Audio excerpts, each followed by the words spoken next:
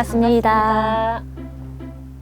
저는 원불교 중앙교구 동영교당 근무하는 안정은 교무입니다. 저는 중앙교구 모양교당에서 근무하고 있는 이지연 교무입니다. 네, 지영 교무님, 저희가 원기 105년 어린이 여름 훈련 프로그램을 짜보았잖아요. 네. 그 프로그램, 훈련 프로그램을 한번 소개해 주시죠.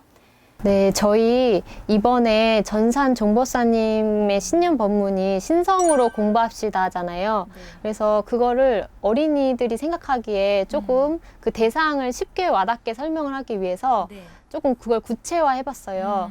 원래는 4대 분리 신심이라고 해서 진리와 법과 스승과 회상에 대한 우리가 신심이 있어야 되는데 그것을 이제 어린이들이 생각하기에 조금 쉽게 와닿게 하기 위해서 나를 믿고 예, 그 다음에 이론상, 예, 진리를 이제 이론상으로 해서 이론상을 믿고, 그 다음에 이제 스승에 대한 것을 대종사님을 믿고 해서 쓰리고, 예, 그렇게 해서 나를 믿고, 이론상을 믿고, 대종사님을 믿고, 이렇게 해서 훈련 주제를 이제 정해봤습니다.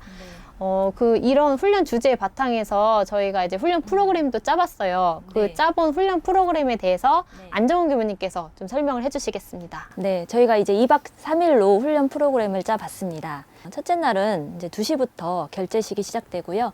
결제식을 마치면 단별로 모여서 이제 친목과 서로 이렇게 알아가는 그런 친해집시다 시간이 있습니다. 이 시간이 끝나면 훈련 주제 프로그램, 나를 믿고 프로그램이 있고요. 이 프로그램을 마치고 2시간 정도 넉넉하게 저녁 식사를 합니다. 저녁 식사를 마치고 저녁에는 또 이렇게 친목과 레크레이션 프로그램 한마음 명랑 운동회를 하고요. 프로그램 마치면 9시부터는 이제 취침 준비를 해서 잠자리에 들게끔 합니다.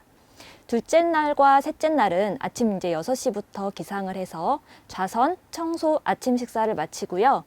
9시부터 훈련 주제 프로그램 이론상 믿고 원, 간지럼 노래방 프로그램이 있고요. 마친 뒤에 이론상 믿고 투, 이야기, 인과 이야기 창작하기 프로그램 시간이 있습니다. 다시 이제 12시부터는 2시간 동안 넉넉하게 점심 식사를 하고요. 2시부터는 훈련 주제 프로그램 대종사님 믿고 원, 대종사님을 알아보는 그런 시간이 있습니다. 이 프로그램이 마치고 대종사님 믿고 투, 미션 대종사님 말씀 놓치지 마 프로그램이 있습니다. 후에 저녁 식사 2시간 넉넉하게 하고요. 6분 게임을 하는 이론상 믿고 3 훈련 주제의 프로그램이 있습니다. 프로그램 마치고 역시 9시부터는 취침 준비와 이제 잠자리 들 수 있도록 준비를 해 주시고요. 이제 셋째 날에는 아침 9시에 해제식과 물놀이를 해서 2박 3일의 훈련을 마치는 것으로 일정을 짜 보았습니다. 저희가 이렇게 2박 3일에 맞춰서 훈련 프로그램을 짰지만 여기에 있는 이 프로그램들을 단품으로 가져가셔서 얼마든지 교당 법회 때도 활용하셔서 사용하셔도 될 것 같습니다. 네, 1박 2일로 가감해서도 쓸 수 있죠. 네.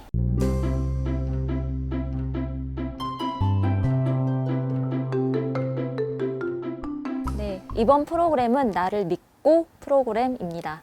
이 나를 믿고 프로그램을 어떻게 만들게 되셨나요? 네, 저 애들이 나를 믿게 하는 프로그램을 만들고 싶었습니다. 그래서 나의 무엇을 믿냐면은 나의 그 잠재된 가능성을 믿고 나아가서 내가 훌륭한 사람이라는 것을 믿게끔 하고 싶었어요. 그래서 강아지똥이라는 애니메이션과 그리고 그림을 이렇게 표현해서 자신의 어떤 잠재력도 이렇게 확인해보고 나아가서 내가 더 훌륭한 사람이라는 것을 믿게 하기 위해서 이런 프로그램을 구성해 보았습니다. 좀 더 구체적으로 설명해 주세요. 네. 강아지똥이라는 애니메이션을 이제 유튜브를 검색하시면 이렇게 볼 수 있으실 텐데요. 그 길가에 강아지가 길을 가다가 똥을 쌌어요. 똥을 싸서 그 주변에 참새와 그리고 친구들이 그 똥에게 너는 정말 아무짝에도 쓸모없는 하찮은 존재야 하고 얘기를 했어요. 그 얘기를 듣고 강아지 똥은 정말 나는 정말 필요 없는 존재구나 이렇게 생각하면서 그 우울감 그리고 좌절하면서 있었어요. 그런데 갑자기 어느 식물이 강아지 똥에게 얘기를 했어요. 나는 앞으로 민들레꽃이 되어야 하는데 너의 그 걸음으로 내가 이 꽃을 피울 수가 있어. 근데 너가 그렇게 해줄 수 있겠니? 라고 그 말을 듣는 순간 나는 쓸모없는 존재인 줄 알았는데 나도 할 수 있는 일이 있구나. 그렇게 희망을 발견하고 기꺼이 그 민들레를 위해서 희생을 해서 예쁜 민들레 꽃을 피웠다는 그런 애니메이션 내용인데요. 이 애니메이션을 우리 어린이 친구들에게 보여주고 정말 이 세상에는 쓸모없는 것이 아무것도 없다고 대종사님께서 그러셨잖아요. 네. 그런 것처럼 너희들도 정말 무한한 잠재력이 있는 존재인데 나는 이거밖에 못해 라고 생각을 하면 정말 그런 존재가 되는 것이고 난 정말 할 수 있어 이렇게 생각하면 정말 세상에 꼭 필요한 그런 훌륭한 사람이 이제 될 수 있다라고 이렇게 친구들에게 얘기를 해주고요. 즉 내가 나를 어떻게 바라보느냐에 따라 나는 훌륭한 사람도 될 수 있고 아니면 반대로 좀 하찮은 존재도 될 수 있다는 것을 아이들에게 일깨워주면 좋을 것 같습니다. 네, 이렇게 이어서 그 애니메이션을 이렇게 보여주고 이어서 이제 그림을 표현해 볼 건데요. 그림을 어떻게 표현하냐면 그 음악을 이제 서로 다른 음악을 이제 두 가지를 틀어줄 거예요. 그래서 음악을 배경음악으로 틀어주고 그다음에 아이들에게 16절지 되는 이렇게 종이를 이렇게 주면서 크레파스나 뭐 사인펜, 색연필로 이렇게 자유롭게 음악을 듣고 느껴지는 어떤 감정이나 생각 이런 것들을 자유롭게 형식 없이 이렇게 표현하게끔 할 것입니다. 그렇게 해서 시간을 좀 충분히 표현할 수 있도록 한 10분에서 15분 정도 넉넉하게 주시고요. 이제 첫 번째를 이렇게 색칠을 끝나면은 이제 어떻게 색칠을 했는지 그 그림을 아이들에게 그거를 가지고 자리에서 일어서서 이제 질문을 해보는 거예요. 네. 얘들아, 이 그림의 특색은 무엇일까? 이렇게 질문하면 주변에서도 이렇게 애들이 얘기를 하고 너는 왜 이렇게 했어? 지연아, 너는 왜 이렇게 했어? 이렇게 애들한테 질문을 하는 거예요. 그럼 그 그림마다 특색이 있잖아요. 네. 그러면은 정말 잘했다. 그래서 이 그림의 특징을 잡아서 막 칭찬을 막 해주는 거예요. 그래서 이제 그 그림들을 다 이렇게 벽에 붙여보고 이제 저 같은 경우는 이 그림을 처음에 이제 16절지를 사람 인원수만큼 다 붙여가지고 네. 그때 이론상을 그렸어요. 그래서 그 이론상을 다시 이렇게 해체를 해서 애들이 색칠한 데 다 붙이면 다시 또 이론상이 되잖아요. 네. 그러면은 봐라, 이제 너희들 한 명 한 명 이렇게 합쳐서 이렇게 이론상이 되지 않았니? 네. 이렇게 하면서 너희들 한 명 한 명 이렇게 정말 소중한 존재다. 이렇게 애들에게 멘트를 해 주었습니다.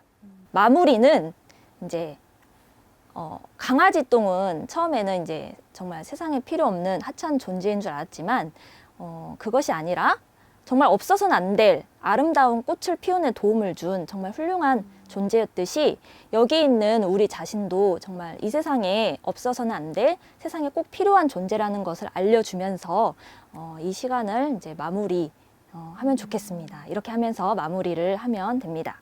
네. 이거 직접 해보셨잖아요. 그럼요, 해봤죠. 네, 네. 해보시면서 좀, 네. 좀 이런 건 좀 주의해야 되겠다. 네. 이렇게 좀 더 하면 좋겠다 하는 거 네. 있으셨어요? 네. 애들이 이제 그 책상에다가 좀 산만한 아이들은 막 이렇게 낙서하는 경우가 있어요. 그러니까 미리 뭐 신문지나 뭐 이렇게 돗자리 같은 것을 깔아서 그런 거를 미연에 방지할 수 있게 하면 좋을 것 같고요. 또 이제 그림을 가지고 얘들아, 이 그림 어때? 이렇게 물으면 애들이 장난치는 친구는 이상해요. 막 이렇게 막 비난하는 친구도 있어요. 그러니까 어때? 이런 거보다는 이 그림의 특징은 뭐야? 이런 식으로 이렇게 질문을 하고 서로 이렇게 비난하지 않도록 그렇게 사전에 좀 이제 얘기를 해주면 훨씬 좋을 것 같고요.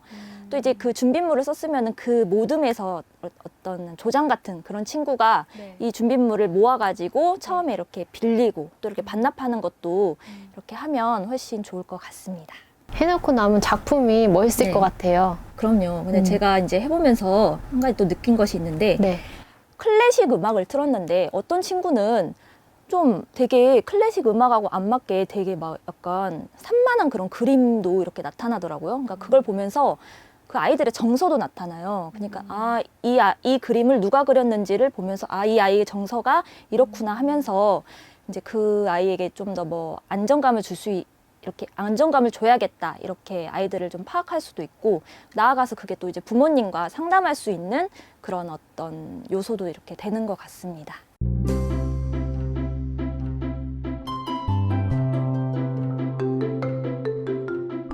이번 프로그램은 대종사님을 믿고 1입니다. 대종사님을 믿고 1 프로그램이 어떤 프로그램이에요? 네, 이번 프로그램은 대종사님에 대한 이야기를 듣고 대종사님에 대해서 좀 어린이들이 한번 생각을 해보고 더 나아가서 대종사님에 대한 신심이 생기기를 바라면서 만든 프로그램입니다. 그래서 우리가 누군가의 마음 사용하는 그런 모습을 보면서 아, 저런 분이시구나 하고 이렇게 마음을 갖잖아요. 그래서 저희가 대종사님께서 경계를 당하셔서 그 마음 사용하신 그 예화를 이제 2가지를 이제 정해서 그것을 어린이들에게 예화에 대해 설명을 해주고 그렇게 해서 이제 애들이 대종사님이 이런 분이시네. 그럼 대종사님은 어떻게 사셨을까 해서 대종사님에 대한 십상을 위주로 해서 일대기를 설명을 해주고 그 뒤에 이제 마지막으로 이제 퀴즈로 마무리를 하는 그런 이제 프로그램인데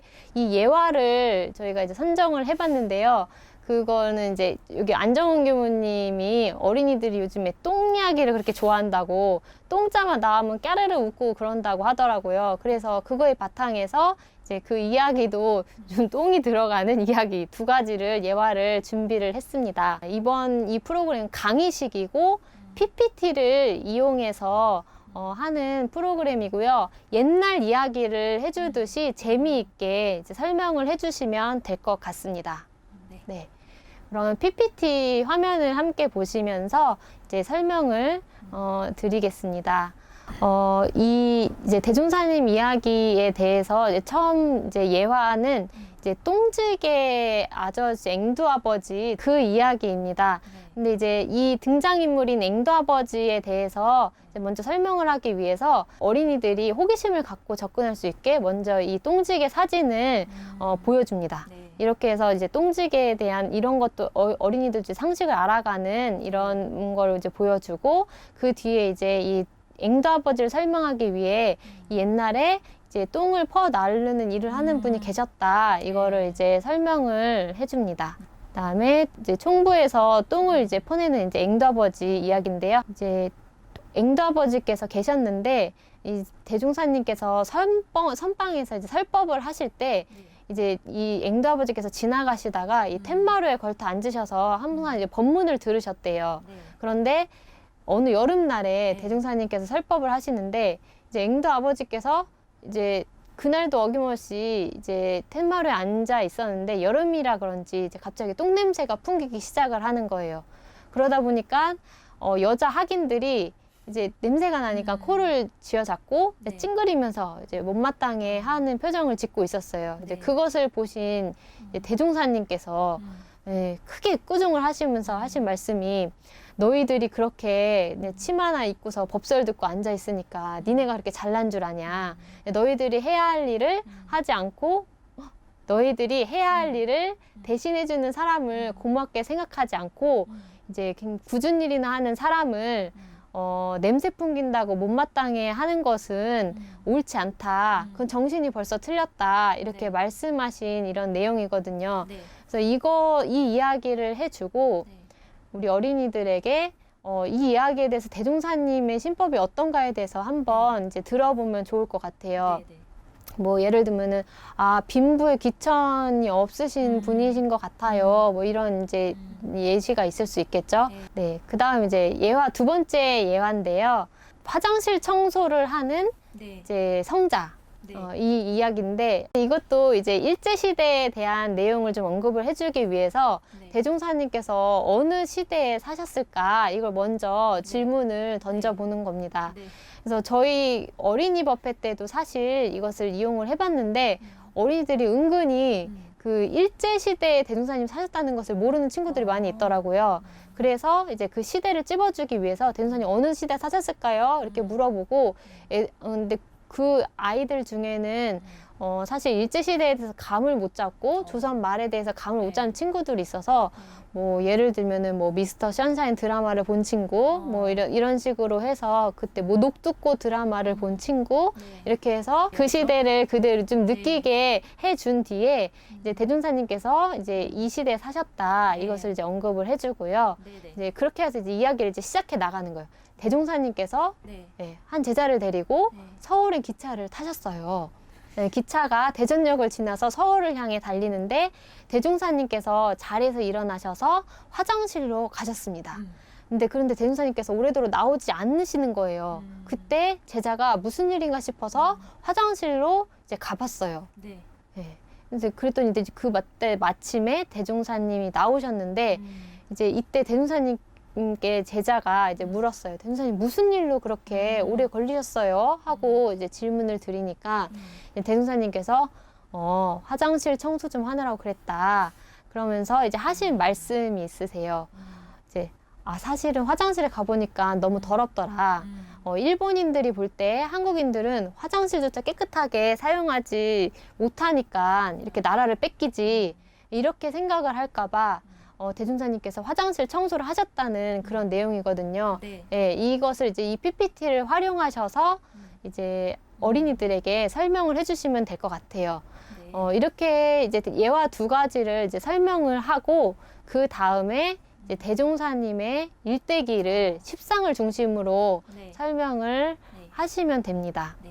예, 이 부분은 네. 이제 PPT를 보시면서 네. 이제 그대로 네. 사용을 하시면 되겠습니다. 이번 코로나19로 인해서 많이 힘드셨을 텐데요. 현장에 계신 많은 교무님들 힘내시고요. 네, 만약 훈련을 못 하신다고 하더라도 너무 좌절하지 마시고 버페 때 프로그램을 사용해 보시면 좋을 것 같습니다. 감사합니다.